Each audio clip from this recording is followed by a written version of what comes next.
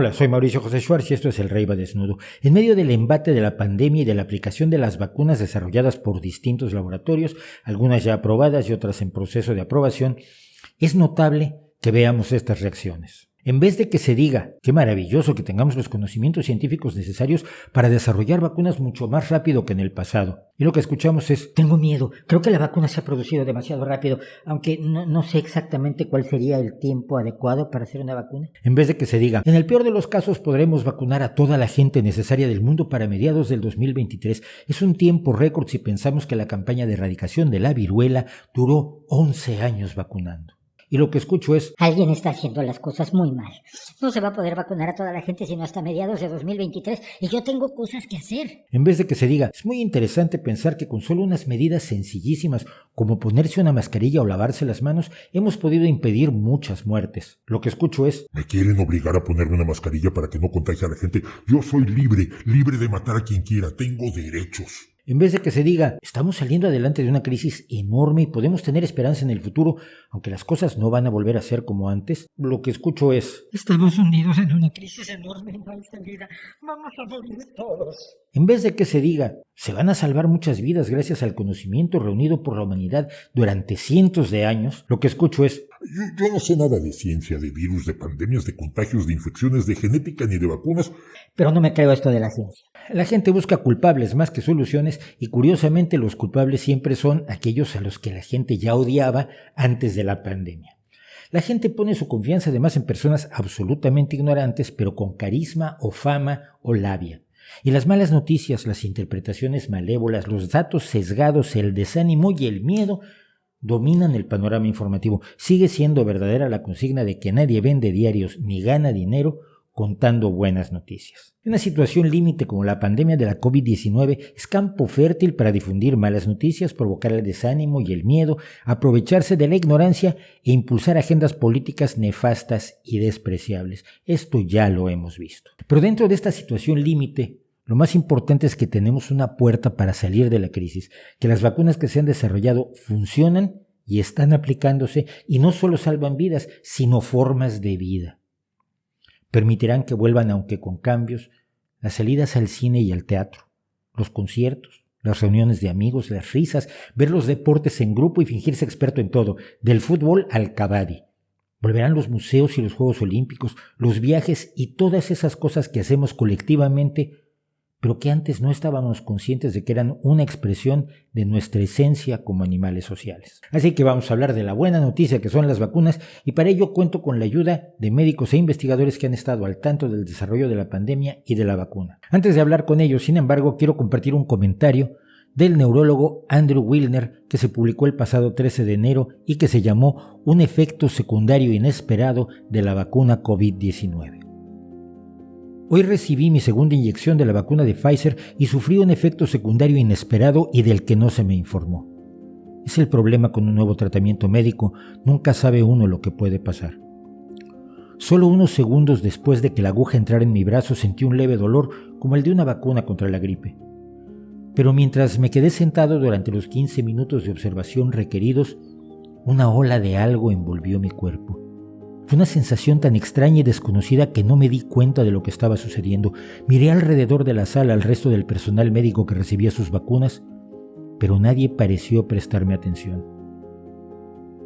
No cambié de color, no me faltaba el aire ni empecé a sudar. Tenía mis reservas sobre la seguridad de esta nueva vacuna que parecía apresurada en el mercado. Estaba a punto de convertirme en una estadística en el próximo boletín de seguridad de la FDA.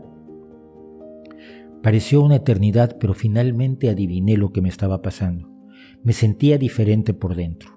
Había ocurrido un cambio fundamental en lo más profundo de mi cuerpo. Sentí que los demás que estaban en la habitación experimentaban un sentimiento similar.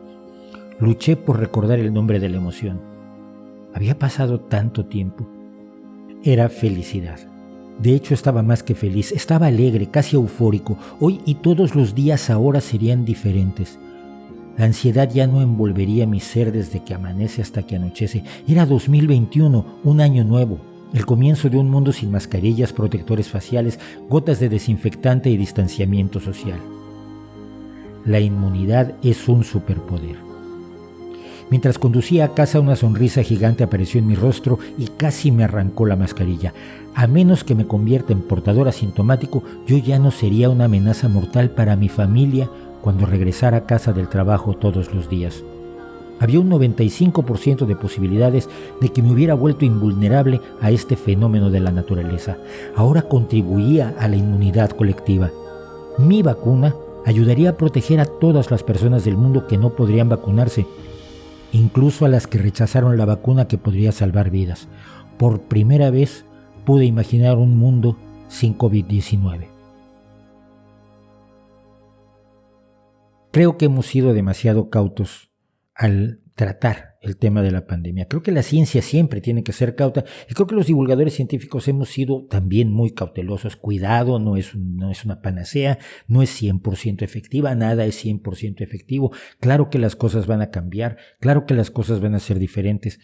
Hay que tener cuidado, no echemos las campanas al vuelo. Pero al decir eso también estamos cayendo en el juego de los negacionistas que le dicen a la gente que si no hay una solución perfecta, ninguna solución les gusta. Como le dijo algún pesimista y negacionista el músico Jason Isbell el otro día en Twitter, si este salvavidas no es de tu gusto, si no es lo suficientemente acolchado, si no está libre de gluten, si no es orgánico y natural, haz el favor de hundirte con el barco, pero no trates de hundir nuestro bote salvavidas. Y es lo que nos está pasando. Y entonces hemos decidido hablar con un grupo de investigadores y médicos que nos van a contar la parte realmente esperanzadora de esto.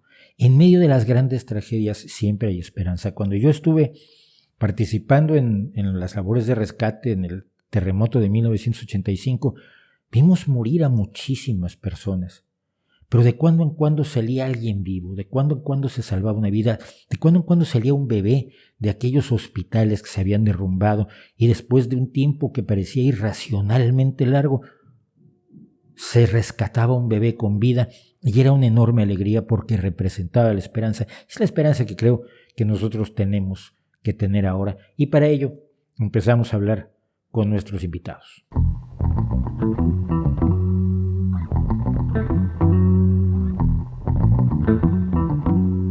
Raquel Blasco es doctora en medicina, internista dedicada a la medicina deportiva, profesora de ciencias de la salud y divulgadora. Raquel, bienvenida al Rey va Desnudo.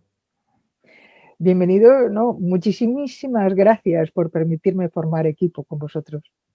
Bien, ¿qué pasaría si no tuviéramos la vacuna contra el coronavirus causante de la COVID-19? Es decir, hay gente que me ha preguntado a mí incluso, ¿no? ¿Por qué no tenemos vacuna contra la malaria? Hombre, porque es un parásito, no es un virus. ¿Y por qué no tenemos una vacuna contra el SIDA? Hombre, porque es un retrovirus y tiene problemas distintos. Pero ¿qué pasaría si fuera un problema, si realmente no pudiéramos tener la vacuna para el coronavirus?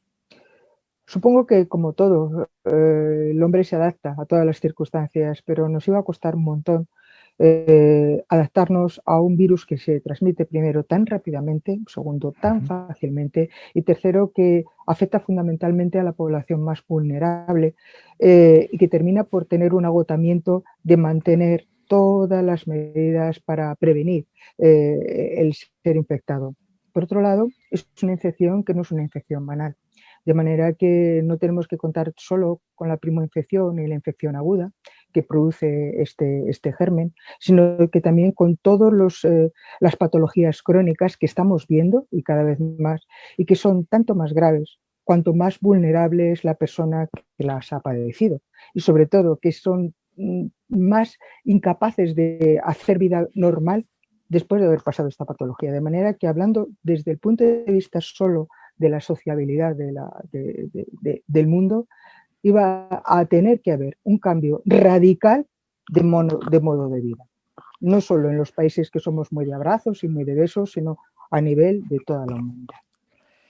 Aquí lo importante es esto, la vacuna entonces no solamente te evita el coronavirus o te hace menos grave la enfermedad, sino que te evita todas las patologías que estamos viendo, que hay algunas personas que tienen meses con secuelas terribles, ¿no?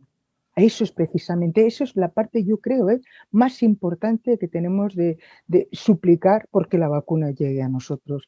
El COVID persistente es una realidad. Es una realidad que empieza a ser real, valga la duplicidad del término, desde hace solo 6 meses, porque hasta hace 6 meses prácticamente el 100% de los que lo padecían se nos morían, literalmente. Y aquellos que no se morían, pues bueno, tampoco sabíamos por cuánto tiempo iba a durar la infección, la enfermedad, las secuelas. Pero estamos viendo que a partir de no solo 3 meses, sino 6 y 9 meses, que son las series más antiguas que tenemos, aparecen todos los condicionantes, todas las secuelas que tienen las personas que han padecido la enfermedad, que son muchas, muy graves, y que hay más de 200 síntomas asociados a ella, Mauricio. Eso es demoledor. 200 síntomas, o sea, 200 síntomas. Para entender lo que significa la vacuna. ¿Qué eficiencia tienen las vacunas comparadas con otras con las que contamos en la actualidad? No sé, tenemos la de la polio, la del sarampión, la del VPH, la de la viruela, que creo que ya no se aplica, pero se tienen reservas de viruela, pero no se aplica. A mí sí me tocó, claro, por supuesto, la de la viruela. Yo tengo aquí mi vacuna de la viruela. Soy muy mayor también. La pusieron en la espinilla. En la espinilla la tengo yo. Pero, ¿qué eficiencia o eficacia tiene la vacuna comparada con estas otras armas que hemos tenido en el pasado? Todavía no lo sabemos, teniendo en cuenta que las primeras campañas de vacunación ni siquiera tienen 9 meses de antigüedad. En los casos piloto, por supuesto que sí. Tenemos una posibilidad de eficiencia, como nos dicen las casas comerciales, Pfizer, Moderna, etcétera, de en torno a un 95%. Atención, un 95% de disminuir mucho la gravedad de la enfermedad. No tenemos cifras reales de eficiencia a la hora de prevenir la transmisión de la enfermedad. Ojalá las tuviéramos si estos fueran tan grandes. Pero bueno, tenemos esa eficiencia del 95% en personas incluso mayores, hasta los 85 años, de posibilidades de o bien no contagiarse o bien de que la patología susceptible de esta enfermedad sea mucho menor. Y ahí entraría también el COVID persistente, la posibilidad de padecer estos síntomas durante largos periodos de tiempo. Un 95%, Dios mío, ojalá todos los fármacos tuvieran un 95% de eficacia, estaríamos todos dando brincos de alegría, ¿verdad? Entonces, claro, es una eficiencia altísima, pero tenemos que ver por cuánto tiempo dura. Sí, lo único que tiene eficiencia del 100%, por lo menos así lo enuncian, son las pócimas mágicas que en realidad no curan nada. ¿Cuántas vidas estamos salvando conforme va avanzando la vacunación? Tenemos más de 2 millones de muertos hoy en día, que es una cantidad de niveles aterradores, ¿no? Es tremendo. Y más que se están teniendo. Digamos que la pared en estos momentos tenemos de escalada, porque eso no es una ola, eso no es una pendiente, eso es una pared, eso nos está poniendo encima, es similar a los primeros horrorosos momentos de la primera fase, incluso con medidas de contención como estamos teniendo. Y claro, en estos momentos no hay que confundir, como muchos de la población general confunden, letalidad con mortalidad. La letalidad de este virus está en torno, en estos momentos hablan, no llega a un 0,1, a un 1 por 1000 de las personas infectadas, pero obviamente, si cada vez vamos teniendo mayor tasa de transmisibilidad, y parece ser que las nuevas cepas sí que son capaces de facilitar esa transmisión porque se agregan más fácilmente, sobre todo al aparato respiratorio superior, pues obviamente cuantas más personas estén infectadas, más se pondrán enfermos de ello, y con lo cual, aunque solo tengamos un 1% de letalidad, la mortalidad, que es la población general que muere como consecuencia de esta patología, lógicamente será superior. De manera que, ¿cuántas vidas estamos salvando? Ni idea. Solo con que consiguiéramos, gracias a eso, y los únicos que tienen cifras hasta ahora son los que tienen unas altas tasas de vacunación, como son los habitantes en estos momentos de Israel, parece ser que están empezando a haber una atenuación real de la incidencia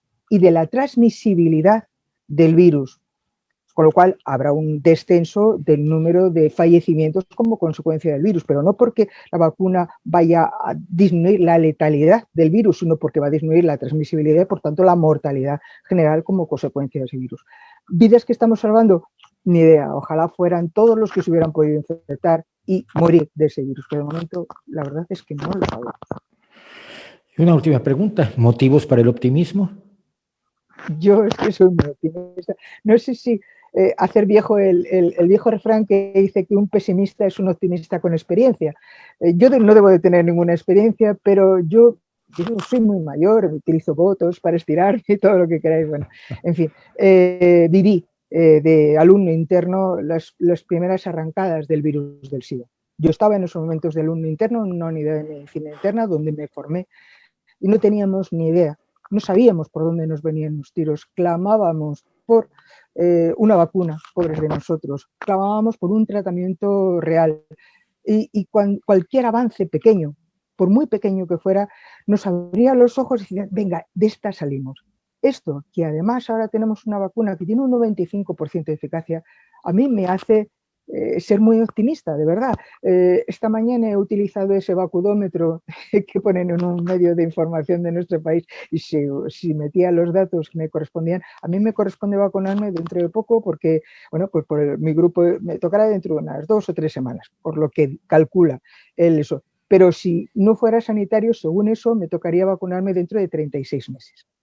Puestas las cosas así, espero que el vacunómetro se confunda porque realmente yo creo que nuestra única esperanza, teniendo en cuenta que el tema de la responsabilidad individual, de nuestra manera de ver las cosas, de nuestra manera de tener ese sesgo de confirmación que desgraciadamente tenemos, que vemos solo y confirmamos solo lo que está de acuerdo con lo que nosotros queremos confirmar. Si dejamos la evolución de la pandemia en base a esos dos referentes, más de 36 meses íbamos a salir, pero tenemos una vacuna que funciona y una vacuna a la que la gente no solamente le está perdiendo el miedo, sino que está de verdad poniendo muchas esperanzas, yo espero que fundadas en ella. O sea que soy optimista. Raquel, muchísimas gracias de verdad por acompañarnos y pues a ver cuándo podemos volvernos a reunir todos y tomarnos algo en un bar y reírnos mucho. De verdad que sí, ya lo necesitamos. Muchas gracias a vosotros. Gracias, hasta luego.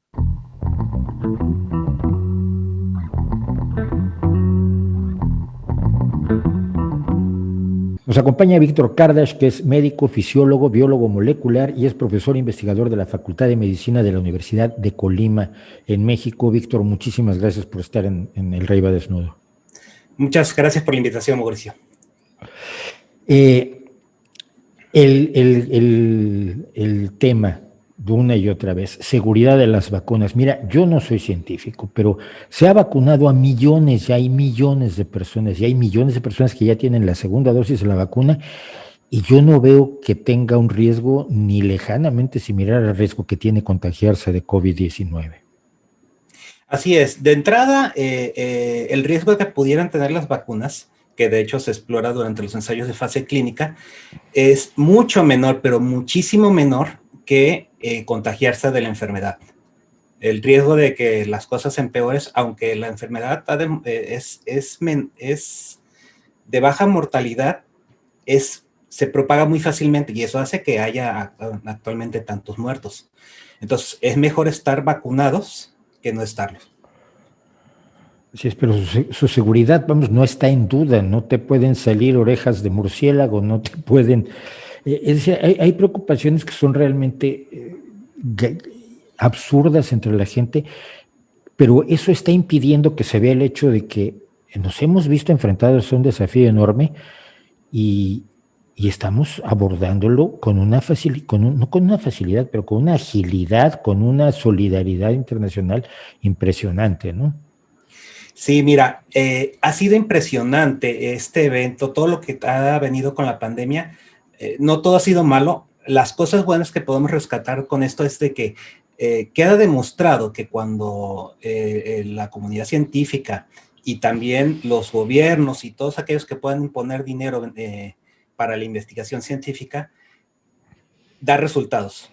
Tan es así que, mira, hablando por ejemplo de la comunidad científica y de la prensa científica, toda la información que se estuvo generando se ha venido generando desde el año pasado, todo lo que tiene que ver con COVID-19 y con el SARS-CoV-2, todo se puso en bases de datos, los artículos se estuvieron publicando en acceso gratuito, es decir, la información estaba a la orden de quien lo necesitara cuando lo necesitara. Esto ha sido de alguna manera insólito. También todos los esfuerzos por parte de los capitales pues se han abocado en esto, lo que ha hecho que los resultados también se obtengan más rápidamente. En cuanto a la seguridad de las vacunas, bueno, eso viene con los ensayos de fase clínica. Tenemos cuatro fases en los ensayos de fase clínica. Durante el primero se califica la seguridad de la vacuna. Y bueno, de cualquier fármaco, pero concretamente de las vacunas. Se busca que sea segura. Eso se busca en fase 1. En fase 2 se busca que sean efectivas, que sean eficientes, que funcionen. Y en fase 3 se busca trasladar todos estos resultados a la mayor cantidad de población posible. Ahora, ¿por qué parece que todo fue muy rápido cuando las vacunas normalmente toman demasiado tiempo, toman años en sacarse a la venta? Bueno, primero porque nunca se les invierte tanto dinero de entrada. Entonces, esto es una cuestión de dinero. De dinero, sí. Eso es lo primero. Lo segundo, puesto que fase 1 y fase 2 exploran cosas diferentes, en este caso, digo, se tienen que cumplir ciertos meses de revisión, pero arrancaron casi al mismo tiempo, arrancaron desfasados por cuestión de semanas, de tal modo que los resultados de fase 1 y 2 salieron casi al mismo tiempo. Eso sí, no se puede pasar a fase 2, a fase 3 sin terminar fase 2. Entonces, por eso los ensayos de fase 3 empezaron a finales del año pasado. Pero, y aquí viene otro detalle, para obtener resultados en fase 3 ya se ocupa analizar arriba de 500 personas. Lo ideal es que sea arriba de miles. Y siempre es complicado ir buscando personas que se ofrezcan como voluntarios. En esta ocasión también la población colaboró con esto. Había literalmente cientos de miles de personas en todo el mundo, hablando de todo el mundo, prestándose para hacer las pruebas convenientes. Entonces, por eso empezaron a salir pronto los estudios de fase 3. Es lo que pasaba en el pasado, si no me equivoco yo, insisto, yo no soy científico, soy un pobre comunicador, pero lo que pasaba es que hacías tu fase 1, hacías tu fase 2, hacías tu fase 3, publicabas los resultados y entonces las agencias reguladoras analizaban lo que habías hecho en esas 3 fases y determinaban si se autorizaba o no el medicamento, la terapia, el procedimiento, lo que fuera. Y en este caso, las agencias reguladoras estuvieron siguiendo el proceso mientras ocurría y eso facilitó también que se acelerara la aprobación, ¿no? Es correcto, sí. Y bueno, fue una coordinación muy explícita en ese sentido, al punto de que se acordaron de que se iban a aprobar los protocolos de emergencia, las aprobaciones de emergencia, concluidos los de fase 3. Sí. Ahora, la fase 4 que se menciona normalmente, esa ya ocurre después, cuando ya el medicamento ya salió a la venta y se quiere seguir explorando las posibilidades de un fármaco, o sea, si quiere buscar a largo plazo todo eso, pero ya los estudios son muy divergentes en cuanto a lo que, son más específicos en cuanto a lo que quieren buscar. Los más importantes son los que se desarrollan hasta fase 3. Y fase 4 además puede durar para siempre, ¿no? Con los reportes de efectos adversos de distintos medicamentos que pueden afectar a un pequeño grupo de la población y no a toda la población. Lo general se supone que está cubierto por el 3. Y de hecho así también se descubren nuevas aplicaciones de fármacos que ya se utilizan. Claro, te lo aplican para una afección determinada y te resulta efectivo para otra afección que tenías y que no se sabía que podía incidir sobre podía funcionar. No sabemos de gente que esté muriendo por la vacuna, que tienen mucho miedo, sobre todo los negacionistas, pero sabemos que están muriendo hoy en día entre 16 y 17 mil personas al día de COVID-19, que es una cifra... Sí, de hecho, en México, al día de ayer, me parece que la cifra alcanzó los 1,800 en un solo día. Es mucha gente, es mucha gente. Y la verdad es que las vacunas, a diferencia de otras terapias que inciden ya sobre una enfermedad que está presente y que se busca revertir el daño, todo esto, el caso de las vacunas probablemente es uno de los mejores inventos de la humanidad, porque nos permite anticiparnos a a las enfermedades de tipo infeccioso, permitiéndole al sistema inmune reconocer al agente agresor antes de que entrar en contacto y estar preparados de tal manera que cuando entramos en contacto con la enfermedad, o no nos da, o si no llega a darnos da en una calidad muy, muy bajita, que sobrevivimos sin gran problema. Entonces, el beneficio que traen las vacunas es de lo mejor. Ahora sí hablamos, ¿sí? No. ¿Existe algún cálculo de cuánta gente habría muerto si no tuviéramos las vacunas que ya teníamos hasta antes de la COVID-19? No tengo yo el dato, pero podemos hacer una extrapolación. Por ejemplo, la viruela, que es una enfermedad que ya no existe entre nosotros gracias a la vacunación, mataba entre el 20 y el 30%, entre el 20 y el 30% de las personas que se infectaban. Y como sabemos, fue una enfermedad que fue muy devastadora porque estaba diseminada por prácticamente todo el mundo. Todo el mundo, sí. Actualmente ya nadie se acuerda, por ejemplo, de la poliomielitis. Antes, a mí todavía de niño me tocó ver a personas con secuelas de poliomielitis. Actualmente, las generaciones de hoy no les ha tocado vivir con alguien o con ser alguien que haya terminado con secuelas usando aparatos ortopédicos para poderse mover por una secuela de poliomielitis. Además de que había gente que se moría, terminaba en un pulmón artificial. Pulmón de acero, sí. Y muchos morían, ¿sí? Yo creo que no vamos a regresar a la vida. ¿Cómo vamos a volver al pasado? No, mira, vamos a tener que crear una realidad totalmente nueva, pero hay gente con cierto optimismo que a mí me deja, me llena de aliento. Katalin Karikó, que es la húngara que desarrolló los procedimientos de uso del ARN mensajero, que ahora está muy de moda porque ella estuvo 40 años diciendo esto sirve y nadie creía en ella. Y ahora de hecho, tuvo algunos problemas que hasta la destituyeron de su cátedra. Bueno, fue sí. lamentable. Porque estaba empeñada en algo que no iba a funcionar y que resultó que no solo funcionó, sino está salvando. Se le considera la madre del ARN mensajero, del uso del ARN mensajero. Pero hoy leía yo que Katalin decía que en verano ya vamos a poder empezar a construir esta nueva forma de ser. Y a mí verano me parece, me suena muy cerca, febrero, marzo, abril, mayo, y junio, julio son 6 meses. Hablábamos con Vicente Baus de la posibilidad de que nuevas vacunas entren en acción y aceleren la cuestión, pero podemos ser tan optimistas como la creadora del ARN mensajero, Katalin Karikó, y pensar que en verano empezaremos a ver realmente la luz al final del túnel. Bueno, va a depender mucho de los procesos de vacunación. Si los procesos de vacunación se dan de la mejor manera posible, yo creo que sí, porque ya vamos a comenzar a vacunar a una gran cantidad de personas. También depende que la gente vaya a vacunarse. O sea, se ocupan de las dos, de que haya vacunas disponibles y que en suficiente cantidad y que la gente las tome.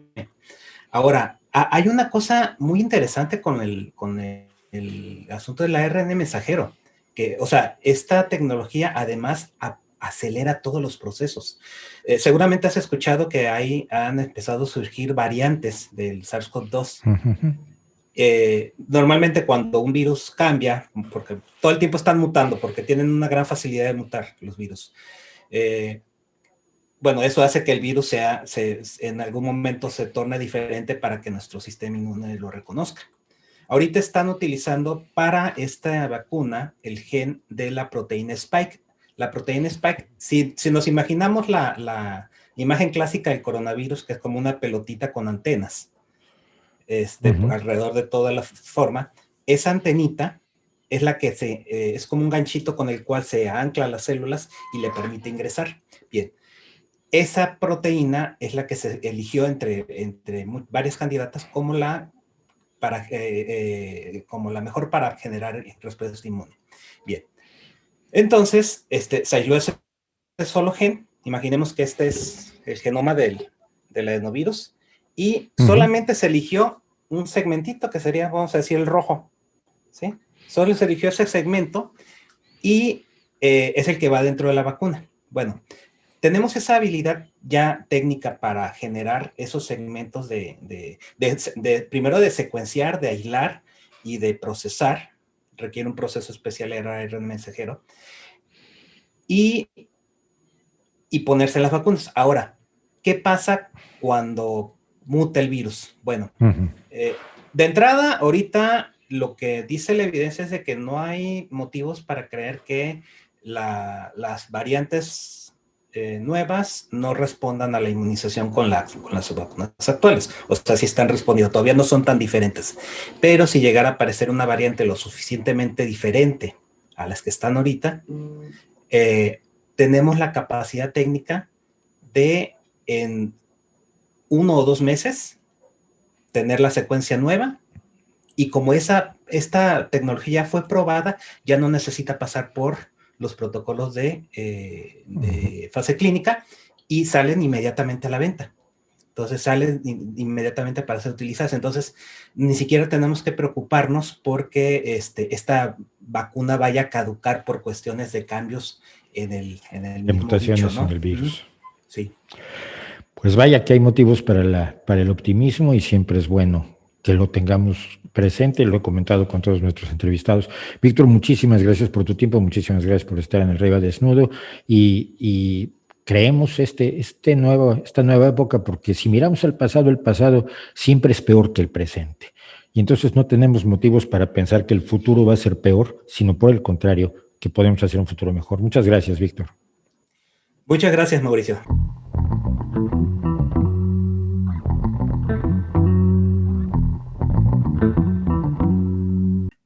Está con nosotros Vicente Baus, que es médico de familia en la Sanidad de Madrid, además de ser profesor de Patología Médica y Salud Pública en el grado de Fisioterapia de La Salle, Universidad Autónoma de Madrid, y es divulgador científico, divulgador médico y de la salud, bien conocido. Muchas gracias por acompañarnos, Vicente, compañero y amigo, compañero del Círculo Escéptico, además. Gracias a ti por la invitación. Hay una cuestión que ha causado cierta inquietud. ¿Por qué es bueno que haya varias vacunas y no solo una? ¿O es que todos están haciendo la misma vacuna? ¿En qué se diferencian? ¿Por qué resulta muy alentador que haya diversas vacunas con diversas aproximaciones terapéuticas y que cada día se autoricen más? Y esto va a seguir pasando durante todo este año y probablemente el año próximo, ¿no? La idea de que la vacuna iba a ser claramente la salida a la solución a la pandemia estaba muy claro desde el inicio. La inmunidad natural, con el coste en vidas que iba a tener y el coste en el tiempo hasta que eso se alcanzara, era insoportable.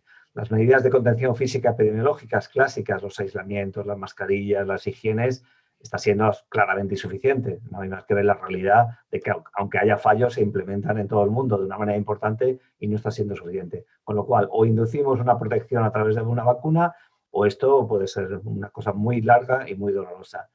La formación, toda la investigación sobre vacunas está bastante desarrollada desde hace tiempo, pero siempre hay nuevos campos y ya había gente trabajando en nuevos campos, con lo cual tenemos una ventaja de una investigación previa.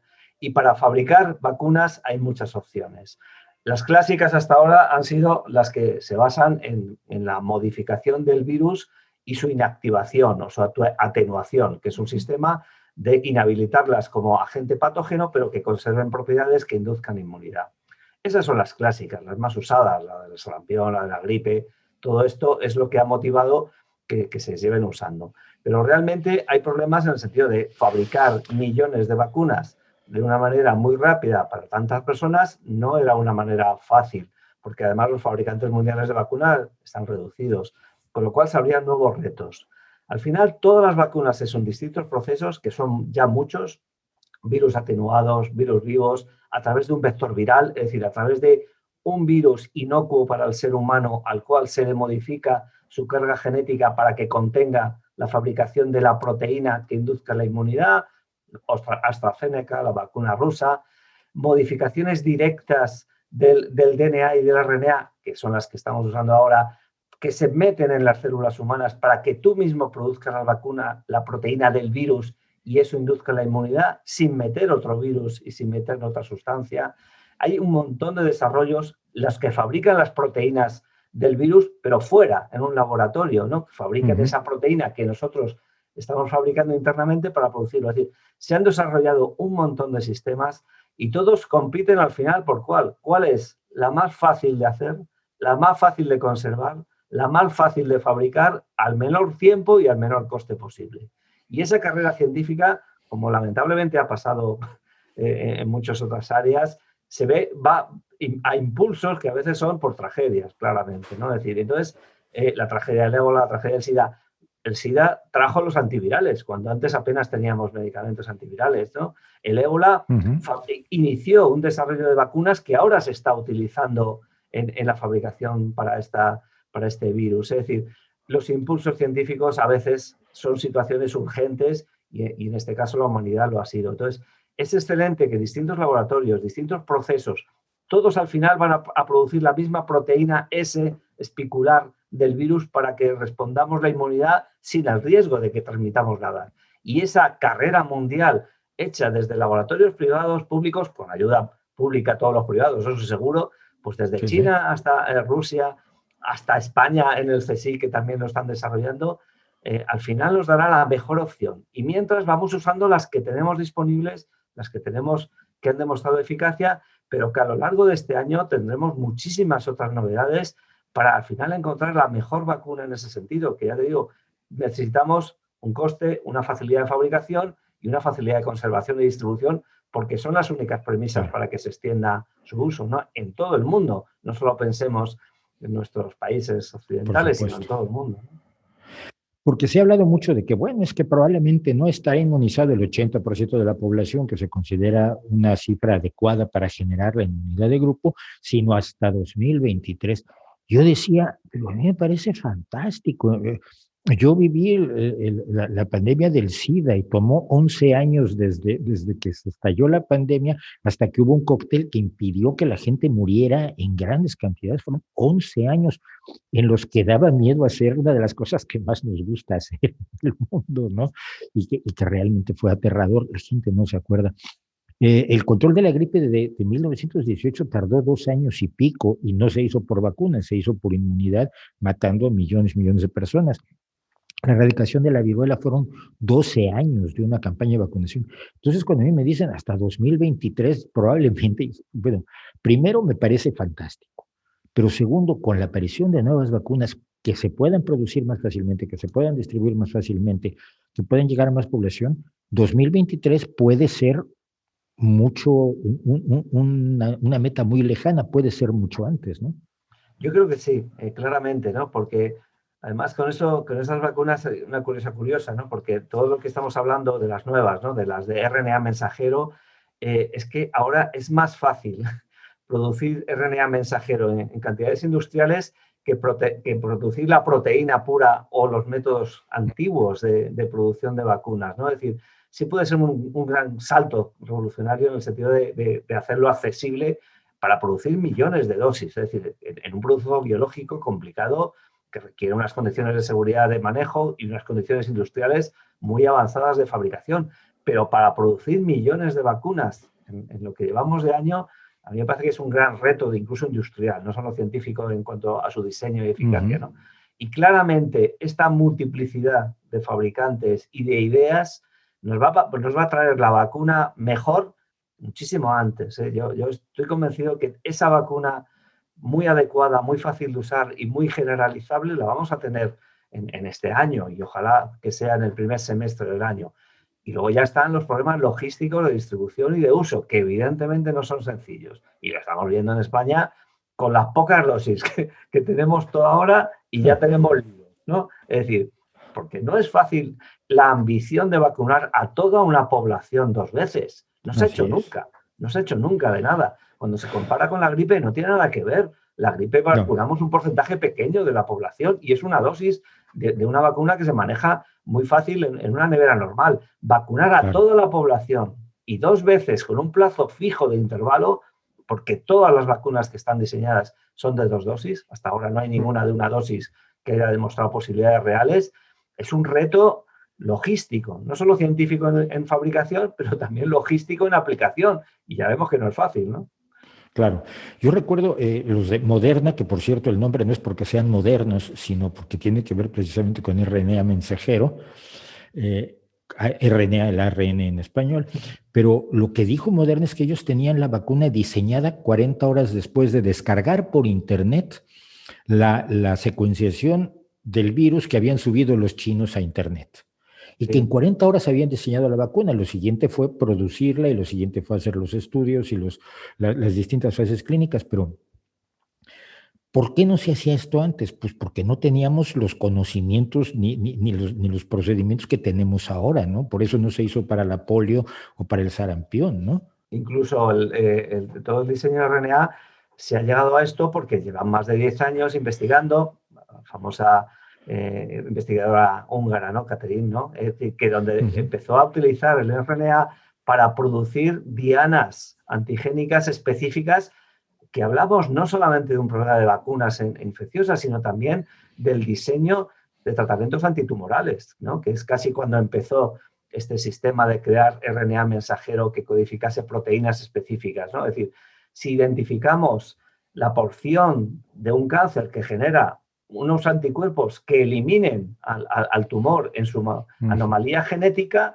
es un avance enorme, que es lo que se llevan haciendo hace años con los anticuerpos monoclonales, ¿no?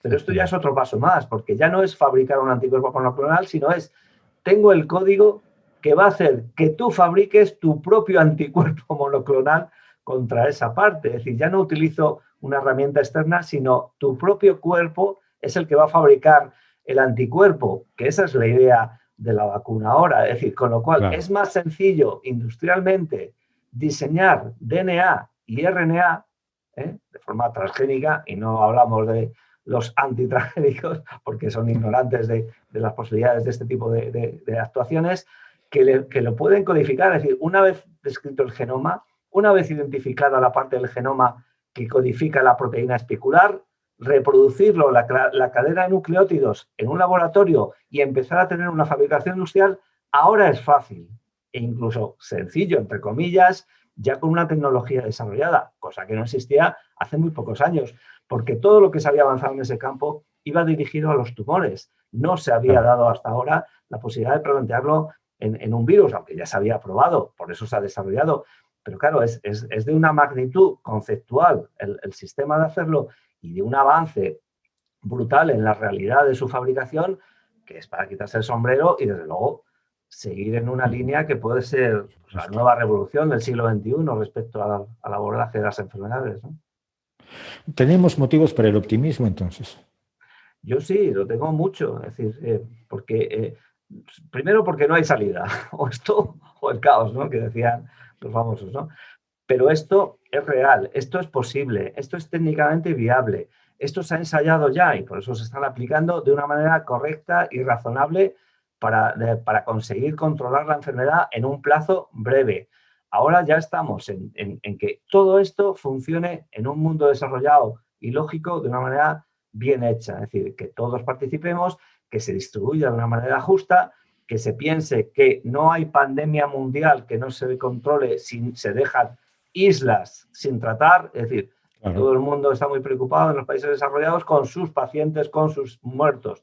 Pero un virus que lo dejemos circulando en cualquier lado volverá una y otra vez. Es decir, con lo cual no dejemos bolsas olvidadas nunca. En una pandemia sería un error absoluto, ¿no? Pero es un camino que es viable, que es un camino que tiene ya trazado su lógica y tiene trazado cuál es su viabilidad.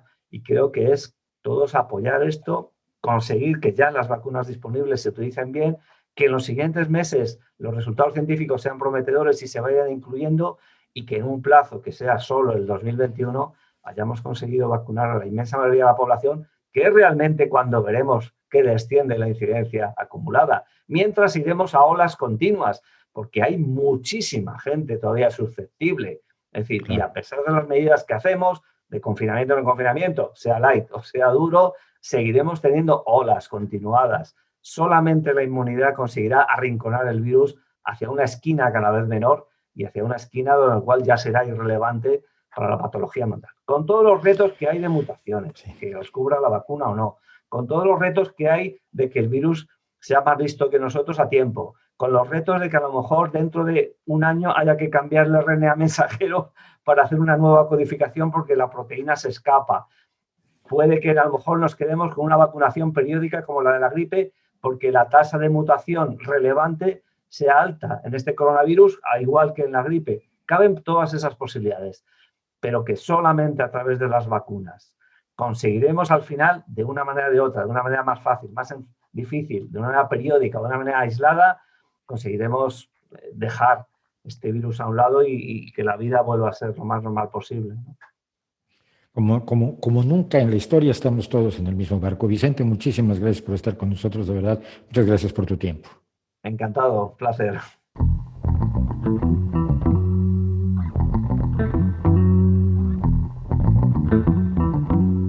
Nos acompaña desde Washington, D.C., Rosalind Lemus Martin, doctora en Biología Molecular y Celular por la Universidad de Oxford, además de otra serie de títulos, y se dedica precisamente a la investigación. Rosalind, muchísimas gracias por tu tiempo, por estar en el Rey va Desnudo. Gracias por la invitación, Mauricio.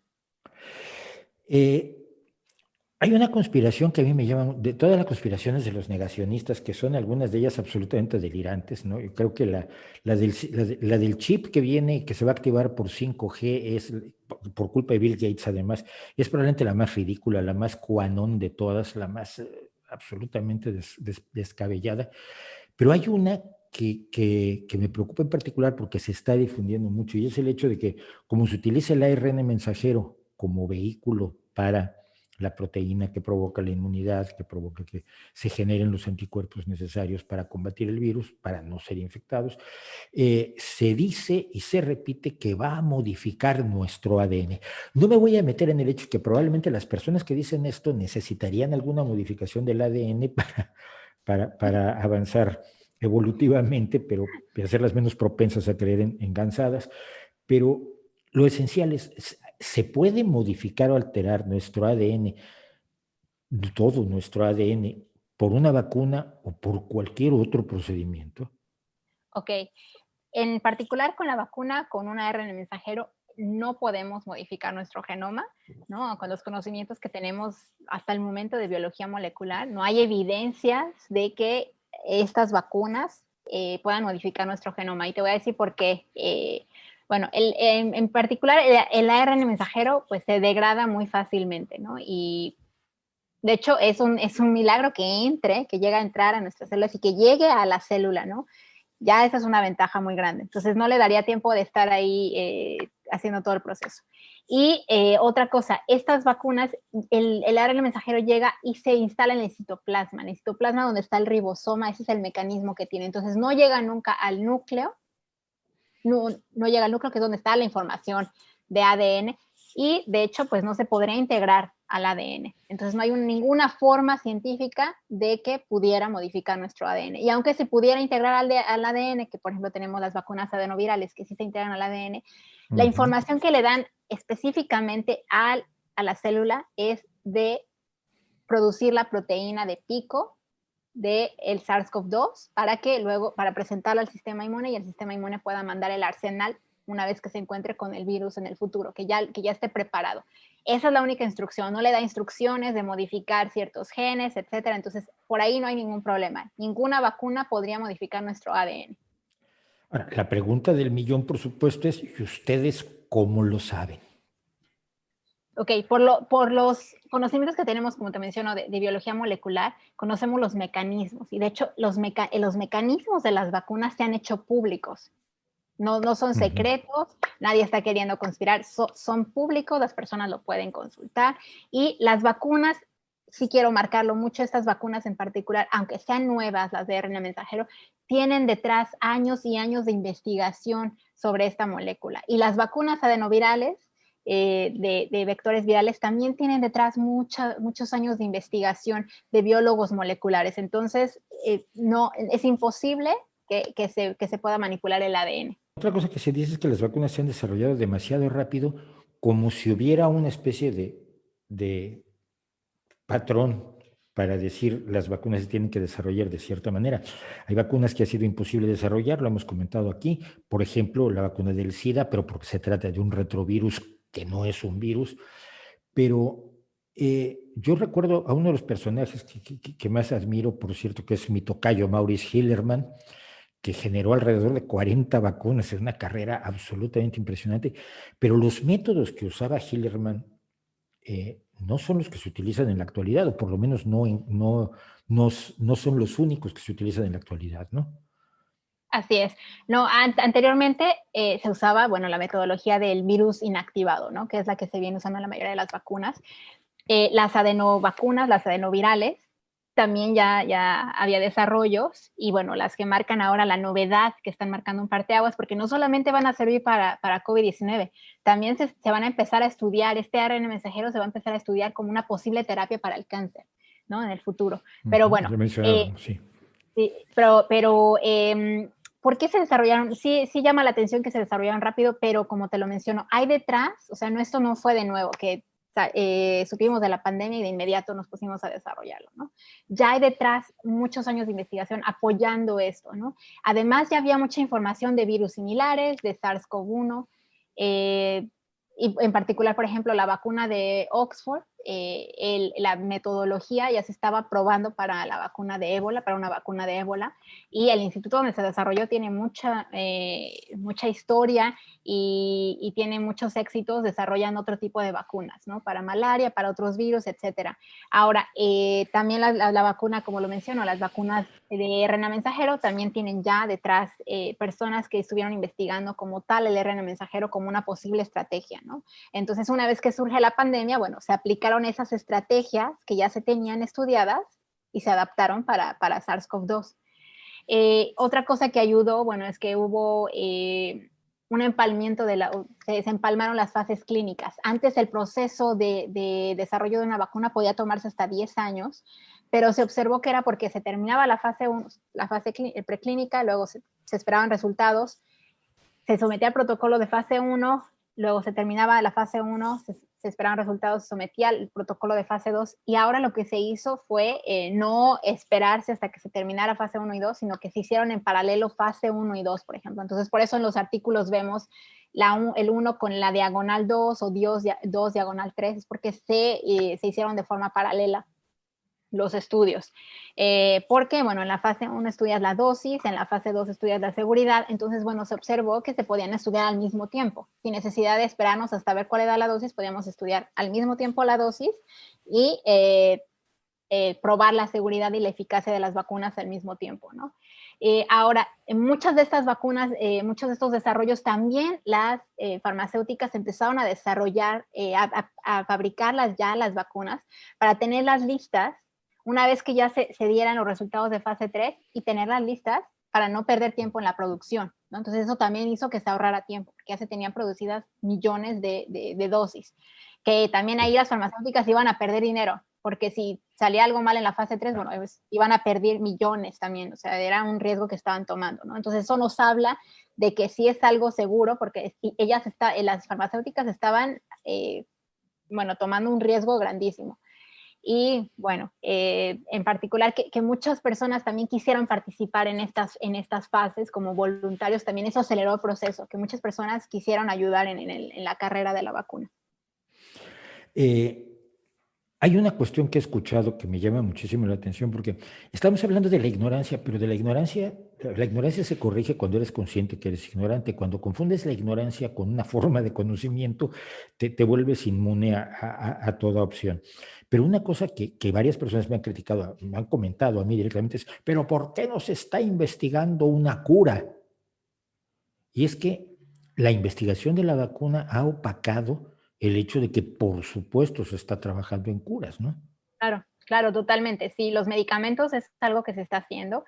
Hay muchas personas que estamos realizando investigación con lo que se llama, bueno, tratar de usar medicamentos que ya están probados, que eso nos ahorraría bastante tiempo y ver si pueden funcionar para esta enfermedad en particular y desarrollar medicamentos desde cero, que eso sí lleva bastante tiempo, ¿no? Diseñar un fármaco desde cero y probarlo sí va a llevar bastantes años, pero sí se está haciendo. De hecho, ya hay terapias que sí son muy buenas. Hay terapias de anticuerpos monoclonales, que están teniendo muy buenos resultados. De hecho, ayer se anunciaba de Eli Lilly, una terapia que de hecho ya está aprobada por la FDA de emergencia. Hay otra que fue la que usó, por ejemplo, Trump, que es de Regeneron. Entonces sí hay varios medicamentos y varias terapias que se están desarrollando, definitivamente sí. Y esto sí es importante tenerlo. Claro que la vacuna es la clave, nos va a ayudar mucho a que las personas no desarrollen una enfermedad grave. Pero las personas que llegaran a desarrollar una enfermedad grave todavía tienen que tener medicamentos disponibles para poderse tratar. Es decir, la inmunidad es incluso no total, sino a la gravedad de la enfermedad, según entiendo. Cuando hablas en primera persona, ¿tú estás trabajando en esto actualmente? Sí, sí, yo estoy colaborando con varios grupos, en particular, en grupos que tienen investigadores en Egipto, en Emiratos Árabes, y estamos en particular tratando de diseñar, estábamos evaluando diferentes fármacos, ¿no? Y digo, yo con este grupo, pero hay muchísimos grupos en el mundo que empezaron a hacer esto. Desafortunadamente no era tan fácil, no encontramos algo que sí fuera bueno, pero sí, empiezas a armar bibliotecas y empiezas a ver si alguna de esas bibliotecas de medicamentos que ya existen podrían ser útiles para alguna de las proteínas del virus. A ver si nos aclaramos en esto. BioNTech es una compañía que hicieron dos inmigrantes turcos, uno nacido, hijo de inmigrantes, y otra nacida todavía en Turquía, Así es, con la tecnología de una investigadora húngara, así es. que Así es es. Katalin Karikó. Tú eres una mexicana que está trabajando en Washington, D.C. Eh, ¿Cómo se explica a la gente que la ciencia hoy en día no es el emprendimiento de un país, de una región, de una farmacéutica, sino que es verdaderamente un emprendimiento mundial y de otro modo, sin serlo, simple y sencillamente no se pueden hacer las cosas? Así es, yo creo que sí es muy importante el punto que tocas, Mauricio, porque, por ejemplo, en particular con la vacuna de Pfizer, las personas piensan Pfizer. Pfizer sí tuvo que ver mucho, pero en realidad la investigación de fondo fue realizada por dos personas de una compañía pequeña, ¿no? En una compañía en Alemania pequeña. Y ellos son los que realizaban la investigación de fondo. Pfizer les dio los fondos, obviamente, para poder realizar las fases clínicas, porque eso es lo que lleva muchísimo más dinero y para poderlo escalar la producción, ¿no? Igual el caso de AstraZeneca. Se realizó en la Universidad de Oxford, en un equipo, en un laboratorio en la Universidad de Oxford, y AstraZeneca se asoció con ellos para desarrollar la vacuna y para hacerla a gran escala, ¿no? Entonces, aquí esto nos marca, creo que esta carrera de vacuna también nos demuestra algo muy importante en la ciencia, que es las colaboraciones entre industria, academia, y no solamente eso, sino colaboraciones entre diferentes países, ¿no? Que aquí hay que dejar de lado el nacionalismo, que en algún punto sí muchas vacunas se están haciendo nacionalistas, ¿no?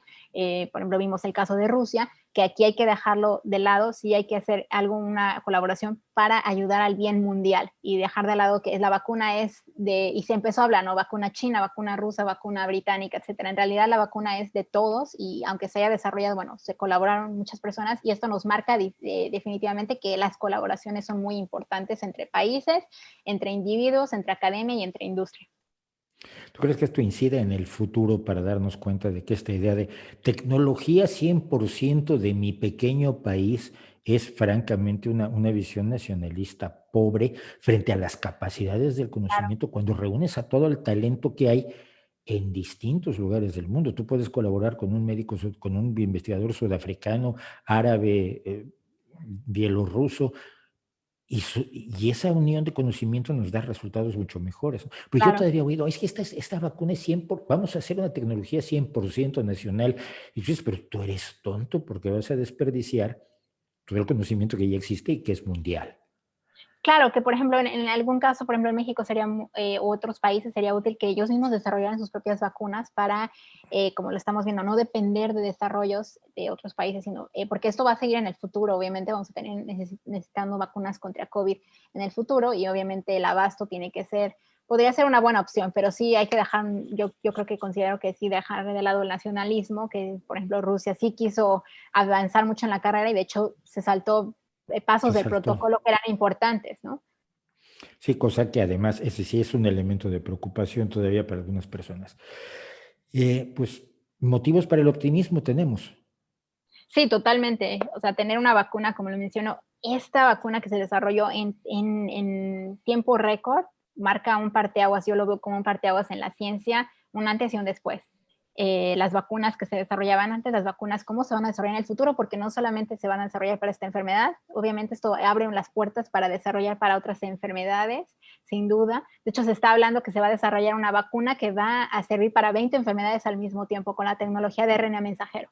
Entonces, y que ya se están, creo que ya las personas ya están atentas a esto, ya se están empezando los estudios preliminares, ¿no? Para empezar a desarrollar, pero sí, esto abre un parteaguas impresionante en el lado de la ciencia y en el lado, yo creo que en el lado de la humanidad, la pandemia nos deja muchas lecciones. Yo creo que lo más importante es a cooperar, a respetar a los otros, respetarnos a nosotros mismos, pero sobre todo respetar al prójimo, que creo que no se estaba haciendo, y esto nos deja una lección importante, sobre todo, por ejemplo, incluso el simple hecho de usar cubrebocas estás dando una señal de respeto hacia los demás también, de que los respetas y los proteges.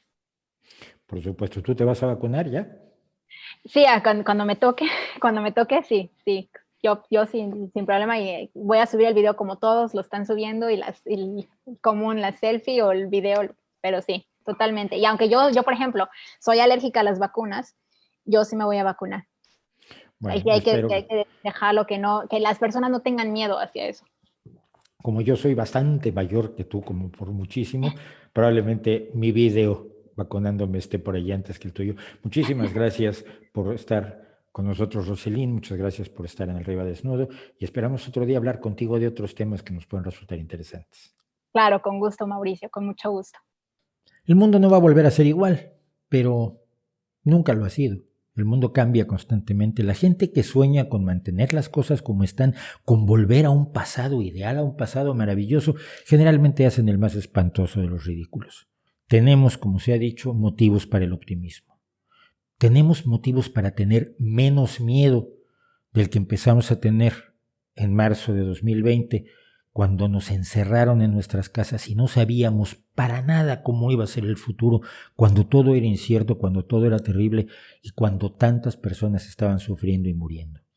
No hemos visto a los muertos, afortunadamente, pero tenemos que estar conscientes que están allí y que vamos a tratar, todos, de que no haya más muertos en el futuro, que se reduzca al máximo la cantidad, que vacunarse no es protegernos a nosotros mismos, sino proteger a los demás. Es un acto de solidaridad social, es un acto de responsabilidad, y es un acto que va a permitir que tengamos otro mundo mejor, cuando la pandemia, si no sea olvidada, por lo menos sea algo con lo que convivimos, como convivimos con otras enfermedades que en su momento nos aterrorizaron.